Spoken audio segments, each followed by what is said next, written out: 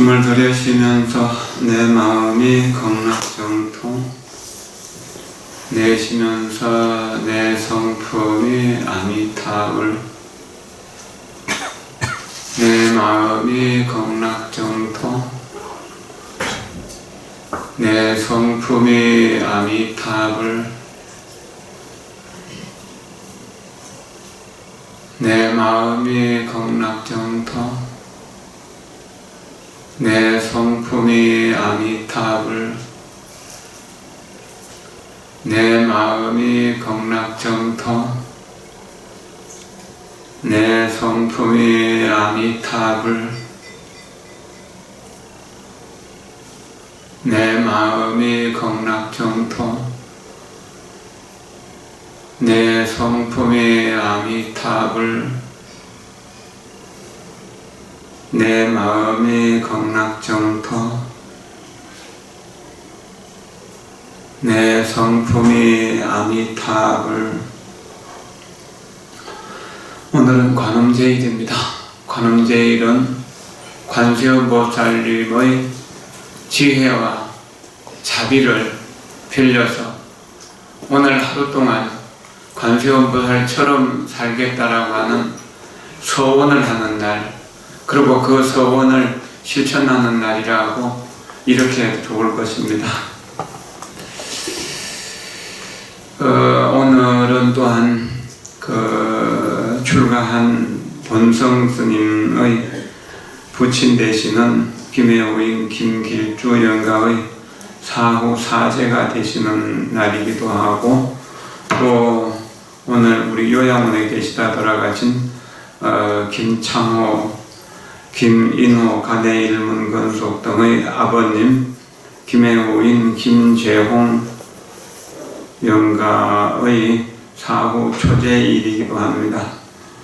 오늘 그 김재홍 거사님의 보살님 부인 되시는 분 각봉화 보살님은 젊을 때부터 관음사에서 아주 신심 있게 기도하시고 관음사의 중요한 일들을 많이 하셨습니다. 그 인연으로 또한 그 가족들이 모두 대를 이어서 신심껏 기도하시고 정진하시면서 이 세상의 빛이 되고 있다고 합니다. 참 좋은 인연들이라고 할 수 있습니다. 관세음보살은 이 세상에 있는 모든 엄마들의 사랑입니다. 이 세상 모든 엄마들의 사랑을 한마디로 한다면 관세음보살입니다. 엄마는 사랑이고 사랑은 엄마다. 사랑이 없으면 엄마가 아니고 엄마가 아니라면 참된 사랑을 할 수 없다. 근데 보통 엄마들은 자기 가족만을 사랑한다면 관세음보살님은 이 우주법계에 가득한 모든 중생들을 다 아들처럼 딸처럼 그렇게 생각하고 사랑하신다. 아버지처럼 어머니처럼 생각하면서 형제 자매처럼 생각하면서 그렇게 사랑한다. 그 밖에 계신 분들 뒤쪽에 자리 있으니까 안쪽으로 들어오십시오. 안쪽으로, 저기 가운데 자리 많이 비어 있거든. 안쪽으로 들어오세요. 관세음보살을 가장 쉽게 표현한다면 바로 사랑이라는. 그래서 관세음보살은 크게 거룩한 사랑의 어머니, 대성자모 관세음보살이라고 그렇게 하거든요. 크게 거룩한 사랑의 어머니다. 우리가 세상을 살아가면서 힘들고 어려울 때 엄마를 생각합니다. 엄마의 사랑을 생각하는 거죠. 그리고 아이들이 학교에서 혹은 또 마을에서 놀다가 마음 상한 일이나 친구와 싸워서 코피를 흘리고 들어올 때도 엄마가 꼭 가슴으로 안아주면 엄마의 사랑, 엄마의 따스한 사랑 속에서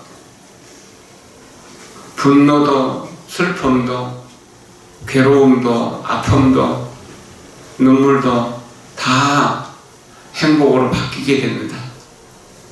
그런 것처럼 우리가 세상을 살아가면서 어려운 일이 있을 때, 힘들고 해결 안 되는 여러 가지 어려운 문제들이 있을 때 부처님을 생각하고 부처님의 자비하시는 관세음보살을 생각하면서 관세음보살님의 사랑 속으로 들어간다면 관세음보살의 품이 커서 이 오조묵계의 모든 사람들을 다 따뜻한 가슴으로 품어 안을 수 있습니다. 그럴 때 우리는 관세음보살 하는 그 속에서 우리가 겪는 괴로움은 즐거움으로 변하게 됩니다. 우리가 겪는 슬픔과 아픔과 여러 가지 번민과 고뇌들은 다 사라지게 됩니다. 밥맛이 떨어지고 잠이 안 오고 앉아도 괴롭고 서도 괴롭고 누워도 괴로운 그런 괴로운 일들이 있을 때 그냥 아픈 마음, 슬픈 마음, 괴로운 마음, 분한 마음, 억울한 마음을 계속 생각하면 살 수가 없습니다. 살 길이 안 보입니다. 우리는 그런 경험을 더러더러 하죠. 그럴 때라도 모든 생각을 놓아버리고 내가 거룩한 부처님, 거룩한 관세음보살님의 자비 품 속에 안겨있다고 생각하면서 관세음보살님은 천천히 불러보십시오. 호흡을 관찰하면서 호흡을 따라서 들으시는 숨에도 관세음보살, 내쉬는 숨에도 관세음보살, 이렇게 관세음보살을 하다 보면 어느 순간 괴로움이 사라지게 되고 편안하게 잠들게 되고 또 푹 자고 나면 밥맛도 돌아오게 되고 살 기운도 생기게 되는 겁니다. 천주교는 관세음보살이 관세음보살로서 어떻게 살아가야 되는가라고 하는 그 원력을 서원하는 경전입니다. 그래서 관세음보살의 사랑을 온통 다 모아놨다고 이렇게 봐도 될 것입니다. 저는 천주경을 읽을 때마다 7만억 부처님의 어머니이신 준재보살 마하살께 귀의합니다를 아주 중요하게 생각합니다. 내가 관세음보살을 부르면서 관세음보살의 은혜 속에서, 관세음보살의 사랑 속에서, 관세음보살의 자비 속에서, 관세음보살의 지혜와 관세음보살의 모든 원력 속에서 지금 이제 평화로움을 느끼고 행복을 느낀다는 이 관세음보살의 사랑을 만나는 모든 사람들에게 생각으로, 말로, 행동으로 전해야겠다는 그런 소원을 합니다. 이런 소원이 7만억 부처님의 어머니이신 준재보살 마하살이라고 하는 소원을 합니다. 내가 만나는 모든 사람들을 부처님의 마음이 일어날 수 있도록 만들어 가겠다는 소원입니다. 과거의 준재보살은 그렇게 하셨고 오늘 우리는 지금 우리가 준재보살이 되어서 그와 같이 되어야겠다는 것이죠. 그랬을 때 만약 내가 분노 속에서 서로 다투면서 싸우고 있을 때 그래서 칼날이 오고 가고 보이지 않는 창과 화살이 오고 가고 폭탄이 터지는 그런 현장에 가더라도 그 사람들의 분노가 가라앉고 그 사람들의 고통이 가라앉고 그 사람들의 마음속에 잠자고 있던 평화로움과 사랑과 행복과 고요한 즐거움이 살아날 수 있기를 바라는 겁니다.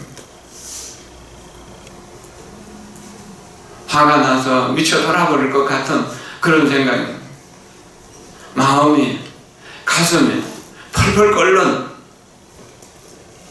가마솥 위에 앉아있는 것 같은 그런 생각이 든다 하더라도 관세음보살을 배우다 보면은 어느새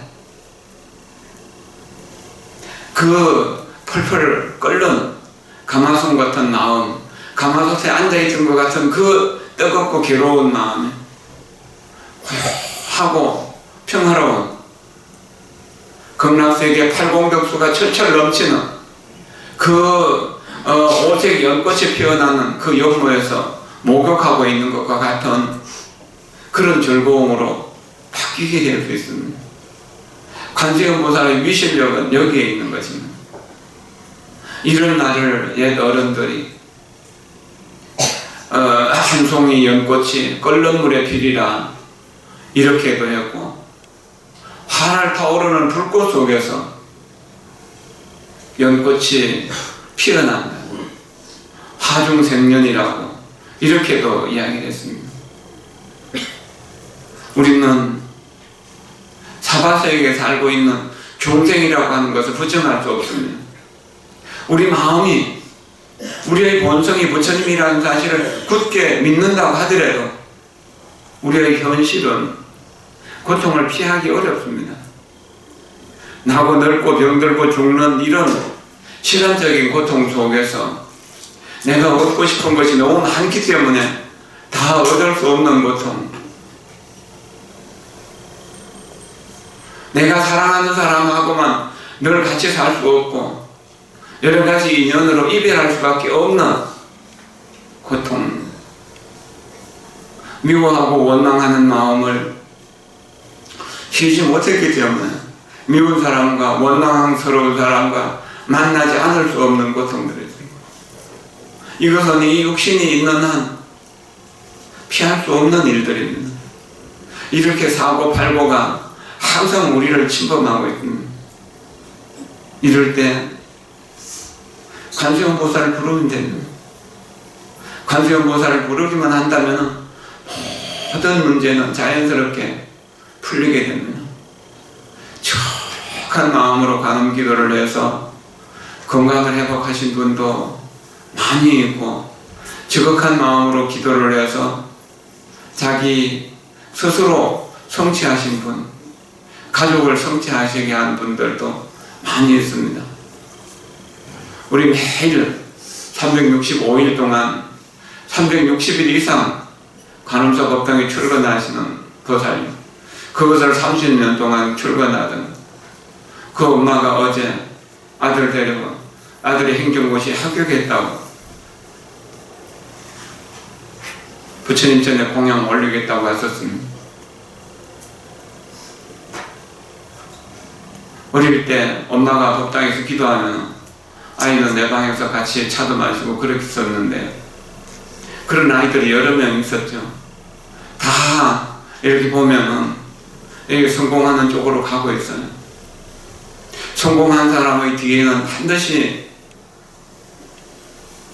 훌륭한 어머니, 훌륭한 아버지, 훌륭한 할머니, 할아버지가 있습니다. 세상의 욕심, 세상의 욕망을 조금 내려놓고 매일매일 부처님과 만나서 부처님의 지혜를 배우고 부처님의 자비를 실천하면서 그렇게 살아간다면 여러분들의 자녀가 판사, 검사도 될 수 있고 대학 교수 될 수 있고 고급 공무원도 될 수 있다면, 판사 12년이 된 아버지는 매일 108배를 하는 그 평생을 그렇게 하시는 거예요. 그래서 아들, 딸들이 다 크게 성공하게 되고 손주, 손녀들도 다 성공하게 된다는 거예요. 그 속에서 기도하는 그 마음은 어떨까요? 고요한 호수처럼 그렇게 맑고 평화로울 거예요.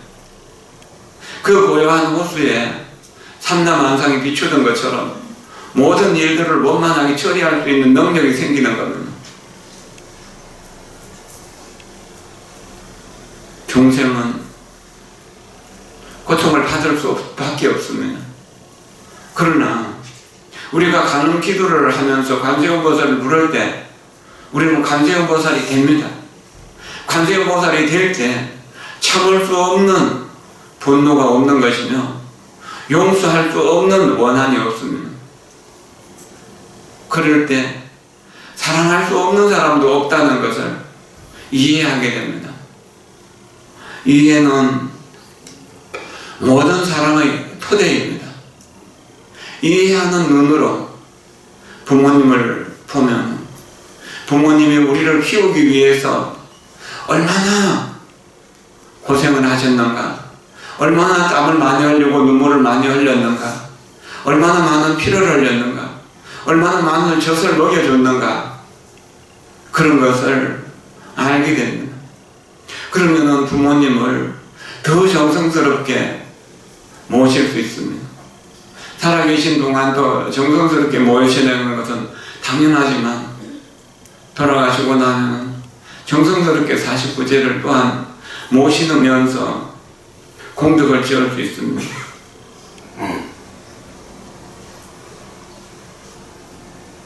그리고 남편을 이해하고 아내를 이해하게 될 때 남편이 직장에서 고통받으면서 매일매일 출퇴근하는 것, 매일매일 업무를 보면서 고객들과도 자존심 구겨가면서 계약도 해야 되고 윗사람에게 자존심 굽혀가면서 굽실거려야 되고 아래 사람 눈치 봐가면서 살아야 된다는 그 사실을 이해하게 될 때 연민심이 생기지 않을 수 없습니다.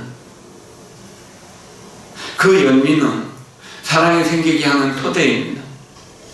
조금 섭섭하게 하더라도, 조금 불편하게 하더라도 그 고통을 참아가면서 가족을 행복하게 해주기 위해서 일하는 사람들의 마음을 이해한다면 사랑하지 않을 수 없습니다.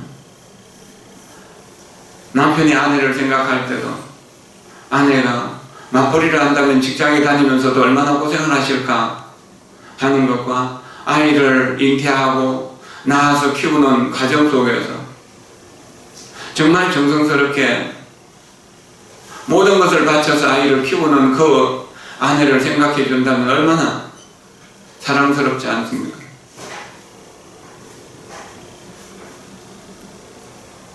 부모가 자식을 생각할 때도 마찬가지입니다. 어른들은 요즘 노동법으로 하루 8시간 밖에 일을 못하게 하죠. 그 이상 일을 못하게 하고 일주일에 40시간 5일 동안만 일을 하게 합니다. 8시간씩 5일 동안.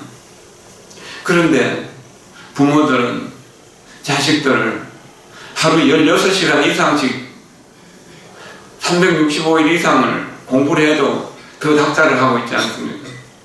이해를 못하고 있기 때문에 그것을 사랑이라고 표현하잖아요.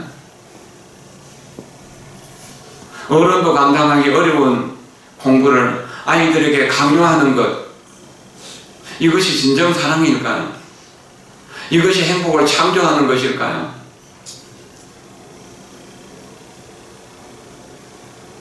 쉴 수 있어야 됩니다. 쉴 수 있는 여유가 있어야 인생을 설계하고 인생을 활기차게 살아갈 수 있는 생명의 힘이 돋아납니다. 이해는 참으로 중요한 것입니다. 근본적인 이해는 우리 마음이 본래 부처라는 사실입니다. 내 아버지 어머니가 치매 걸려서 아들 딸을 알아보지 못한다고 하더라도 그대로 부처님인 것입니다. 부처님이 이겼기 때문에 우리를 낳아서 키워줬다고 생각할 수 있습니다. 그러나 부처라고 하는 사실을 망각했음으로 해서 지금 치매 걸리고 또 이성은 나비되고 감정만 남아가지고 본능만 남아가지고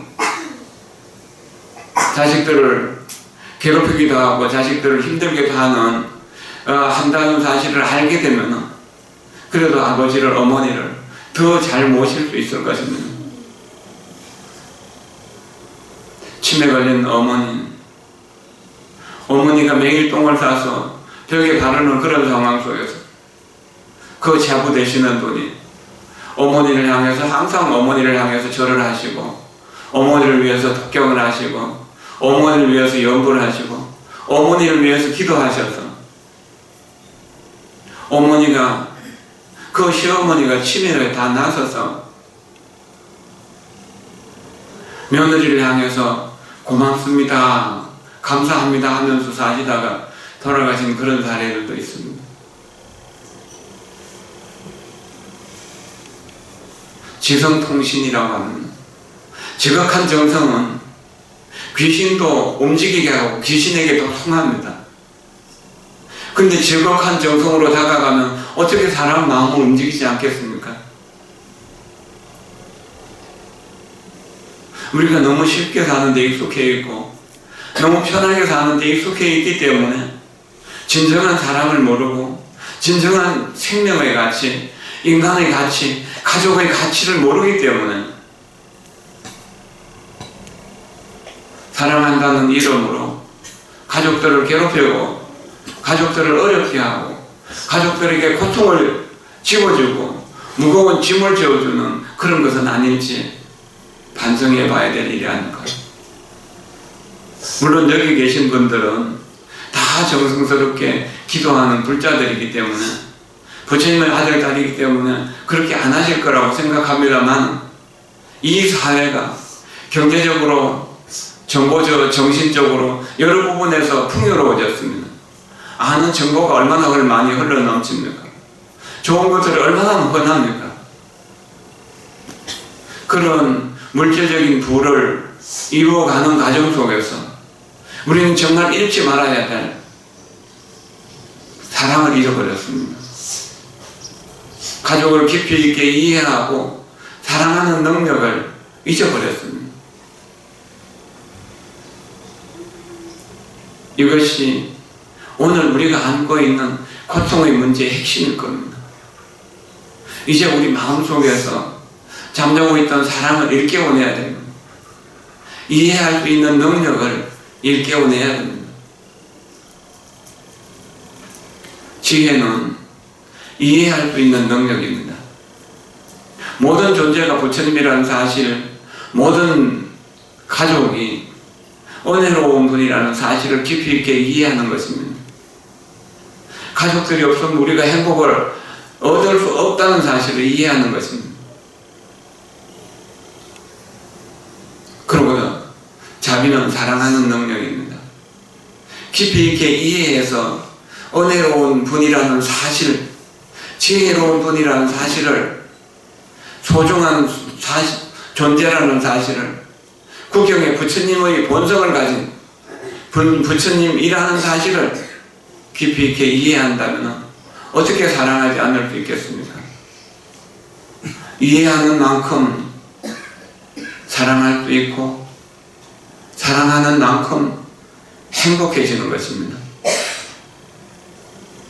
우리가 날마다 하는 말들이 이해와 사랑을 창조해서 보석처럼 빛나고 연꽃처럼 아름답게 할 수 있는 그러한 능력을 우리 모두가 다 가지고 있습니다. 그것을 실현하기 위해서, 그런 방법을 배우기 위해서 부처님 찾아오는 것 아닐까요? 팔만대장경의 말씀 전체를 한 글자로 하면 마음이라고 했습니다. 그 마음은 뭡니까? 마음이 바로 부처라는 사실입니다. 부처는 뭡니까? 모든 존재가 부처라는 사실을 이해하는 것입니다. 이해는 왜 합니까? 모든 존재를 부처님처럼 존중하고 사랑하기 위해서 하는 것입니다. 합장하십시오. 틱나탕 스님 말씀 조금 읽어드립니다. 행복의 자양분을 공급해 키우는 방법을 배울 수 있습니다. 만물이 음식을 섭취해야만 자라날 수 있듯이 사랑도 그러합니다. 사랑의 자양분을 주는 법을 모르면 사랑은 시들어버리고 맙니다. 우리의 행복에 자양분을 주어 키우면 사랑하는 능력도 커지게 됩니다. 그래서 사랑한다는 것은 행복에 자양분을 주는 기술을 배우는 것을 의미합니다. 남들의 고통을 깊이 이해한다면 어떤 선물보다도 그에게는 최고의 선물이 될 것입니다. 이해는 사랑의 또 다른 이름입니다. 이해하지 못한다면 사랑할 수 없습니다. 편히 앉으십시오. 우리 모두는 사랑을 원합니다. 그러나 우리가 사랑할 수 있는 능력이 있는데도 사랑받는 데만 익숙해져 있습니다. 이제 불법을 배워서 관세음보살을 내 마음속에 모신다면 우리는 남들을 깊이 있게 이해하고 깊이 있게 사랑하는 그런 법을 실천해야 됩니다.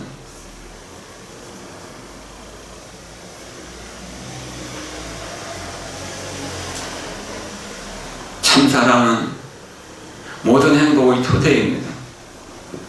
참사랑이 내 마음속에 자리 잡을 때 이 넓은 세상에 내가 이해할 수 없는 사람은 없고 내가 용서할 수 없는 사람은 내가 믿을 수 없는 사람이 없다는 사실을 알게 되면서 내가 사랑하는 사람의 행복과 성공과 건강을 위해서 내가 할 수 없는 일도 없다는 사실을 알게 됩니다.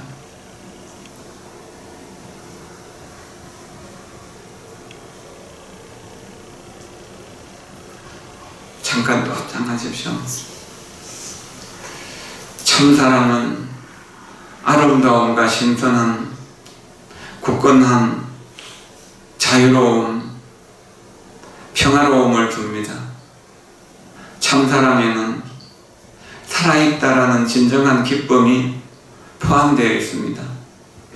사랑에 이런 느낌이 없다면 참사랑이 아닙니다.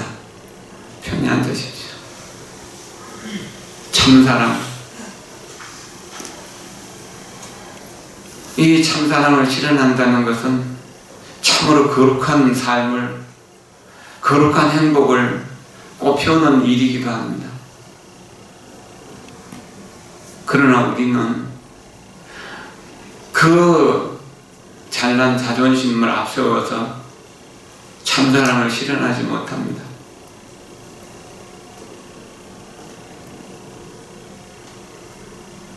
자존심을 버리면 참사랑을 할 수 있습니다. 그래서 이슬을 머금고 피어나는 꽃처럼 신선하고 아름답게 됩니다. 그리고 아무리 태풍이 불어도 움직이지 않는 바위처럼 그 사랑은 견고하고 굳건합니다. 그물에 걸리지 않는 바람처럼 자유롭고 어머니 품에 안겨서 젖을 물고 있는 아이처럼 또 그 엄마처럼 사랑으로 평화롭게 되는 것입니다. 이럴 때 진정 살아있는 것이 행복이다. 이런 행복을 누리기 위해서 내가 지금 살아가고 있다. 숨 쉬고 있고 밥 먹고 있고 일을 하고 있다는 생각을 하게 될 때 어떤 어려운 일도 어려운 일이 아니라는 것을 실천하게 됩니다. 내가 살아있음의 행복을, 숨쉬고 있음의 행복을 누릴 수 없다면 이건 진정한 사랑이 아니고 진정한 행복이라고 말할 수 없는 것입니다.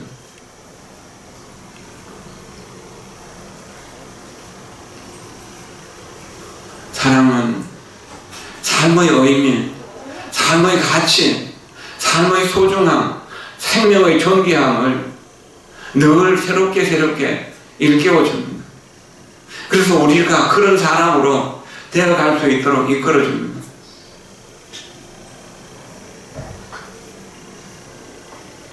세계 이황 선생, 평생 동안 유학을 공부한 그 유학자로서 조선을 대표하는 분입니다.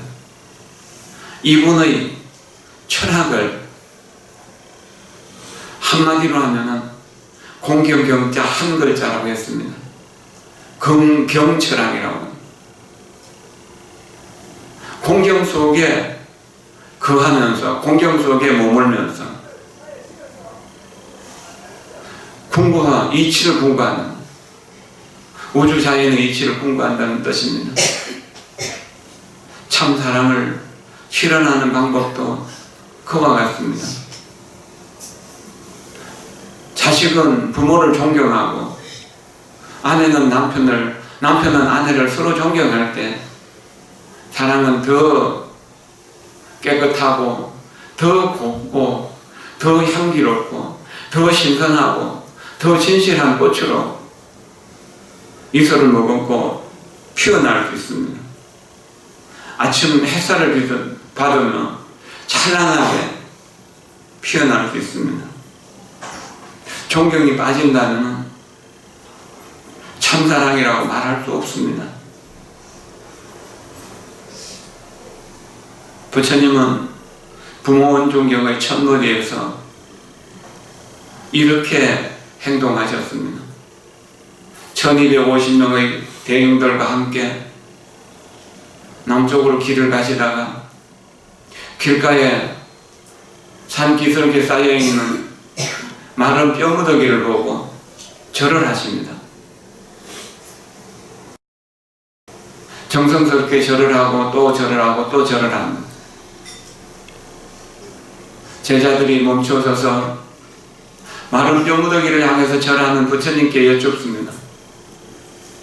부처님은 삼계의 대도사이고 사생의 자부이신데 어째서 이 마른 뼈무더기에게 절을 합니까? 부처님 말씀하십니다. 이 뼈무더기는 과거 나의 부모였을 것이다. 나의 할아버지 할머니였고 나의 조상들이었다. 그렇기 때문에 내가 조상들에게 절을 하는 것이라고 그렇게 말을 합니다. 그러면서 부모의 은혜에 대해서 아주 고구정령하게 자세하게 법을 펴나갑니다. 세상에서 가장 존귀하신 부처님도 과거 조상들의 뼈를 향해서 절을 했는데 우리가 살아 숨쉬는 우리가 절을 하는 일이 뭐 어렵겠습니까? 살아 숨쉬는 부모님과 가족들에게 늘 말씀드립니다만 여러분들이 법당에 계신 부처님께 절을 해서 땀을 많이 흘리고 108배를 하거나 혹은 1000배를 하거나 10,000배를 하는 경우도 있습니다.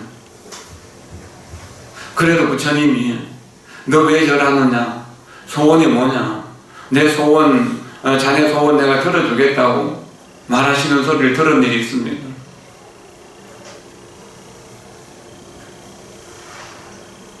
그런 소리를 들은 사람 아마 없을 겁니다. 그러나 부모님께 정성스럽게 한 번만 절을 해보세요. 얼마나 좋아하실까요? 얼마나 기뻐하실까요? 그리고 당장 어려운 게 뭐냐고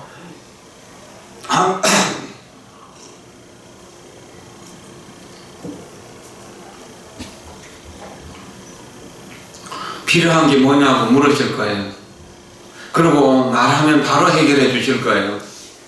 바로 들어주실 거예요. 왜 영혼이 있는 가족이라는 부처님께는 절을 못합니까?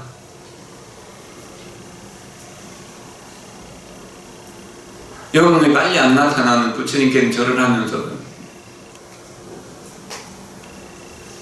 참사랑을 실현하기 위해서는 반드시 존경이 함께해야 됩니다. 존경이 빠지면 참사랑이 아닙니다. 다시 한번 합장하십시오. 참사랑은 존경과 이해로서 이루어집니다. 아시아에는 배우자나 동반자를 손님에 준하는 존경으로 대하는 전통이 있습니다. 오랫동안 함께 산 사람도 마찬가지입니다. 상대는 항상 존경을 누릴 자격이 있습니다. 사람의 본성은 존경입니다. 연민은 사랑의 토대입니다.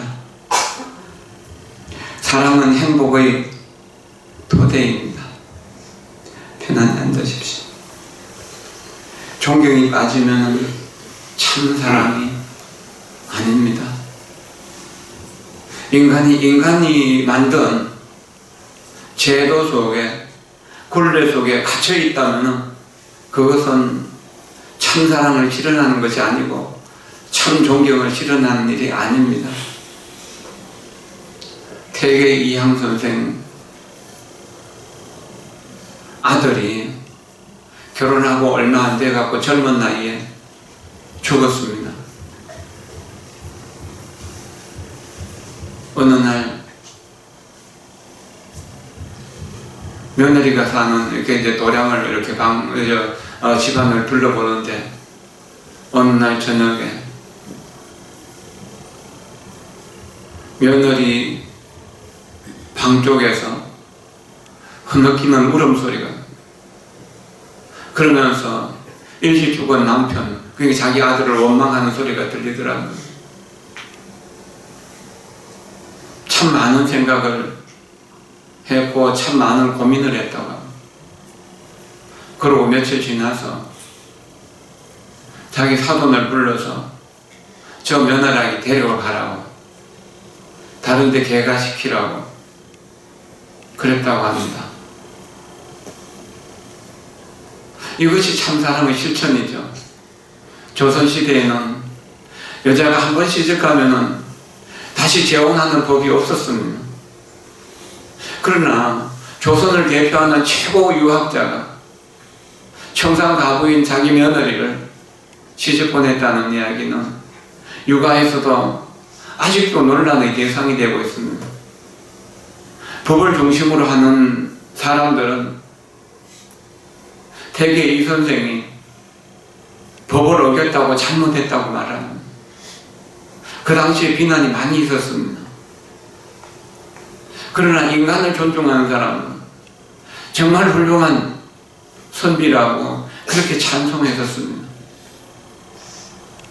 법은 인간을 위해서 존재하는 것이지 인간이 법을 위해서 존재하는 것이 아닙니다.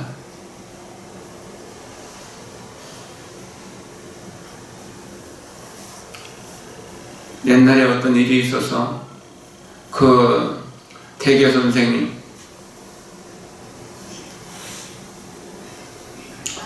이렇게 걸어서 한양으로 올라가야 됐었습니다.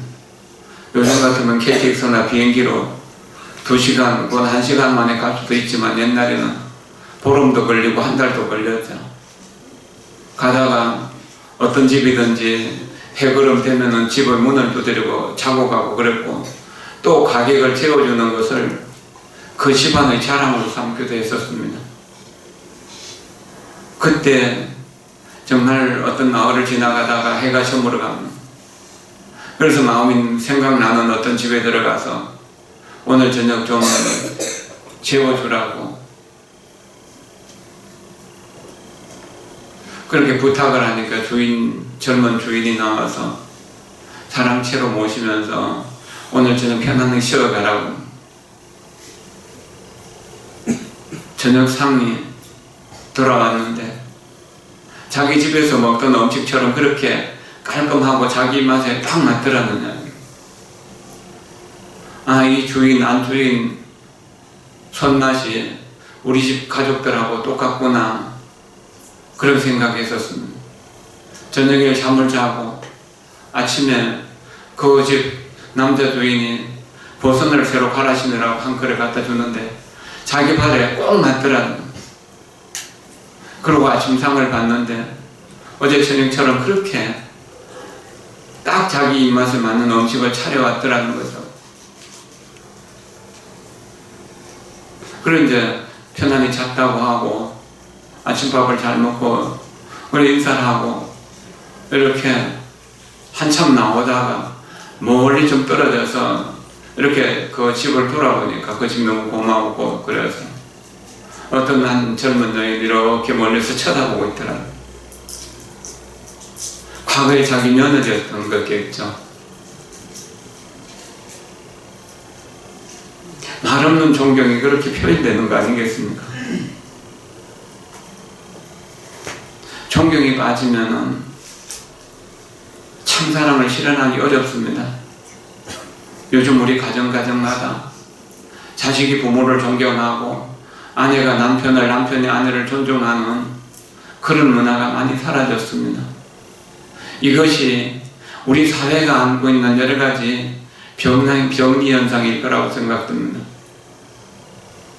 부처님의 제자들은 부처님을 존중하고 가르침을 존중하고 스님들을 존중하는 그 마음으로 모든 스승들을 존중하고 부모를 존중하고 세상 모든 사람들을 존중하는 그런 마음을 키워가야 됩니다. 그러지 않는다면 이 사회가 정말 지옥보다도 더 고통스러운 세계가 될지도 모릅니다. 불법을 공부하고 익힌 내용을 한 줄이라도 편지지에 쓰십시오. 작은 카드에 쓰면 많이 안 써도 가득 차잖아요.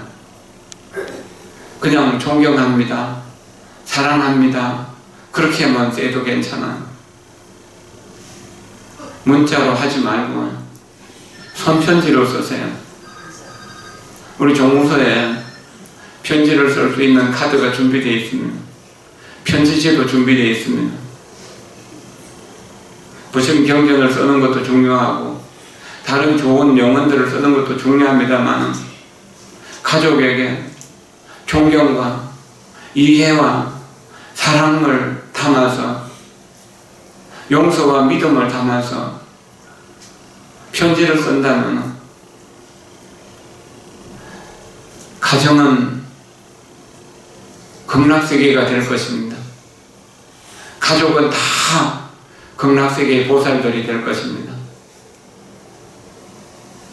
고통스러운 세상이 아니라 가장 행복한 세상, 가장 즐거운 세상이 될 것입니다. 그 부분에서 시패항품의 화엄경 시패항품의 내용을 조금만 읽어드릴게요. 합장하십시오. 불자들이여 보살 마하살이 집에 있어서 처자와 함께 살지만은 보리심을 잠깐도 버리지 아니하고 일체지의 경계를 다른 생각으로 사유하여 자기도 제도하고 남도 제도하여 끝까지 이르게 하며 좋은 방편으로 자기의 본속을 교화하여 보살의 지혜에 들어가서 성숙하여 해탈케 하며 비록 함께 있으나 집착하는 마음이 없고 본래 대자비로 집에 살고 인자한 마음으로 처자들을 수선해 하지만 보살의 청정한 도에는 장애가 없느니라. 편안히 앉으십시오. 화엄경 시패항품의 말씀입니다. 불교는 연꽃이고 연꽃은 불교라고 합니다. 그래서 연꽃을 보면 불교를 부처님을 생각하게 합니다. 극락세계를 연꽃이 피는 세상 연화정찰이라고 그렇게도 하는 이유고 또 연방, 연화국 그렇게 말하는 이유도 그렇습니다. 이 세상이 혼탁하더라도 우리가 불법 속에서 특히나 관세음보살님의 자비 속에서 지혜 속에서 원력 속에서 살게 된다면 혼탁한 세상을 맑히는 연꽃이 될 수 있습니다. 연꽃의 덕목을 처렴상정이라고 합니다. 더러운 곳에 물동 곳에 머물지만 항상 청정함을 유지한다는 이야기는 연꽃은 더러운 곳에서 청정하게 피어나기만 하는 것이 아니라 더러운 물을, 더러운 세상을 청정하게 하는 그런 덕목도 있는 것입니다. 부처님 법을 공부하는 제가자들은 보리심에 머물러야 됩니다. 보리심은 일체 중생을 다 부모처럼 생각하는 그런 마음입니다. 그런 마음으로 불법을 공부하게 될 때 우리 불법은 좀 더 진실하고 좀 더 값진 그런 힘을 가지게 됩니다. 기도할 때 이런 존중과 이런 사랑과 이런 이해와 이런 용서와 이러한 청정, 이런 거룩함이 없다면 부처님과 감흥할 수 있는 감흥도교가 이루어질 수 없습니다. 우리가 잠깐 동안이라도 부처님의 거룩한 자비와 지혜와 원력을 체험할 때 부처님의 사랑이 나에게로 들어올 수 있고 내가 원하는 소원이 이루어질 수 있는 것입니다. 욕심이 가득 차 있는 상태에서 조금만 불편하게 해도 화를 버럭버럭 내는 그런 곳에는 부처님이 오실 수가 없습니다. 우리 마음이 부처님이 올 수 없는 땅으로 된다면 우리는 아무리 기도를 해도 부처님의 영감을 얻을 수 없습니다. 이것을 깊이 생각해야 됩니다. 부처님의 은혜를 온전히 받고 싶다면, 감흥을 받고 싶다면 마음의 문을 열어서 욕심과 분노와 어리석음을 버려야 됩니다.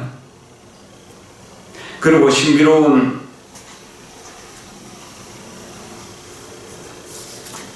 어떤 일에 대해서 기대를 버려야 됩니다. 누가 신비로운 꿈을 꿨다더라, 누가 성불했더라 하는 말에 관심을 줄이십시오. 다만 자기 마음이 부처라는 사실을 자각하고 거기에 입각해서 그렇게 살아야 됩니다. 기도하는 사람들이 공통적으로 느끼는 거 있습니다. 두 가지 병입니다. 한 가지는 쓸데없는 망상이 너무 많이 일어난다는 겁니다. 두 번째는 망상이 안 일어나는 것 같아서 보면 자고 있다는 거예요. 그 두 가지가 교차하면서 기도를 합니다. 이 모든 사람들이 똑같습니다. 망상이 왜 일어날까 생각하면 그것은 설상가상이 됩니다. 망상 위에 망상을 더하는 것이죠. 망상이 일어날 때 다만 관세음보살님의 명호를 배우면서 관세음보살의 공덕만 생각하십시오. 우리 마음은 두 가지를 한꺼번에 생각할 수 있는 능력이 없습니다. 관세음보살을 생각하는 동안 망상은 안 일어나고 망상을 생각하는 동안 관세음보살은 없어지는 겁니다. 그래서 오로지 관세음보살로 돌아오는 것 뿐입니다. 그럼 망상은 자연스럽게 없어지게 됩니다. 오늘 49제를 모시는데요. 49제는 스님들이 정성스럽게 독경하고 제자들이 독경하고 선공공덕을 지을 때 돌아가신 아버님 혹은 어머님, 조상들이 천도가 되는 것입니다. 한 가지 인연만 가지고 천도되는 것은 아닙니다. 수많은 선공공덕들이 모여야만 천도가 될 수 있는 것입니다. 이것을 깊이 생각하면서 선행을 꾸준히 하도록 노력해야 됩니다. 대지도론에서 말씀하셨습니다. 보살들은, 불자들은, 부처님의 제자들은 부처님에게 예경하는 것을 절교하고 부처님 가르침 배우는 것을 절교하고 부처님의 가르침을 수행하는 성가에 공양하기를 절개한다고. 이것이 선거의 가장 기본입니다. 그리고 집안에 부모 조상들, 아내 남편, 자식들, 이웃들을 모두 깊이 있게 이해하고 그분들이 부처님의 본성을 가졌고 그분들이 은혜로운 분들이라는 걸 생각하면서 사랑하는 것, 그리고 존경하는 것, 이것이 바로 선건의 기본이 된다는 것을 생각하십시오. 그리고 오늘 우리 9월달에는 사실상 8월달에는 더워서 우리 개정의 사막법회를 못했고 9월달에도 추석이고 바빠가지고 또한 개정의 사막법회가 도일스님 법문 한 분으로 끝났었습니다. 9월달에는 또 추석 끼어가지고 8관째에도 못을 했는데 이번 달 10월달에는 개정의 법회를 이어서 할 생각입니다. 첫 주는 제가 건강경 하게 되고요. 두 번째 주는 도일스님, 그리고 세 번째 주도 아마 도일스님이 하시게 될 겁니다. 그래서 개정의 법회에 꼭 참석하셔서 공부를 하시는 게 좋을 겁니다. 다이아몬드를 황금의 그릇에 담아서 아낌없이 나눠주는데도 받아갈 사람이 없는 게 참 안타까운 일입니다. 그리고 다음 초하룻 날은 제가 법무사 화엄살림에서 법회를 해야 되기 때문에 간음사 법회는 우리 선덕 도일스님이 법문을 하게 될 겁니다. 그리고 10월 28일 날 우리 남자들은 다 가는 군대 농산훈련소 그 연무대 법당에서 제가 법회를 해야 되거든요. 여러분들이 자식들의 군대 같은 것을 생각하고 또 지금 군대가 있는 일도 좀 생각하신다면 함께 가는 것도 좋을 것 같습니다. 버스 한 대쯤 가려고 하고 거기 갈 때는 초코파이라든지 간식값을 조금 가져가야 된다고 합니다. 군포교를 위해서 좀 동참하실 분들, 함께 가실 분들 동참을 좀 해주시면 좋을 것 같습니다.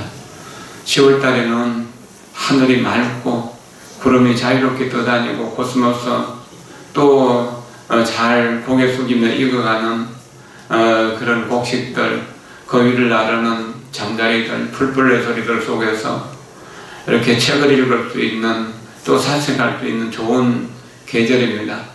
불법을 사유하고 불경을 읽으면서 행복을 창조하는 불자가 되기를 바랍니다. 올 이러한 법회 인연의 공덕으로 이 자리에 동참하신 모든 분들이 최상의 행복 누릴 수 있기를 기원합니다. 나머지 공지사항은 우리 총무스님이 하도록 하고 여러분 모두를 진심으로 사랑하면서 오늘 법회를 마칩니다. 고맙습니다. 감사합니다.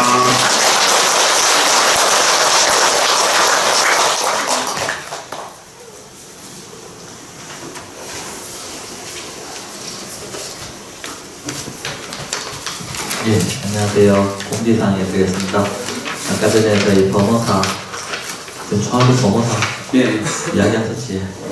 예, 그거 하고, 저희 송강사 금강살림 대법회 10월 7일입니다.